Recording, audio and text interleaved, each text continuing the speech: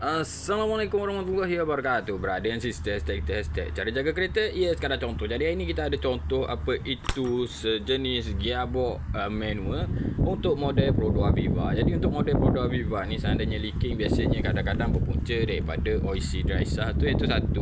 Yang ni untuk minyak gear saja ya. Okey, oil seal dry sah, dan juga ni satu lagi dekat bahagian dia punya shifter. So kat sini ni dia ada satu oil seal, dan oil seal tu biasa bila lama-lama sangat dia akan keras dan mengalami kebocoran lah.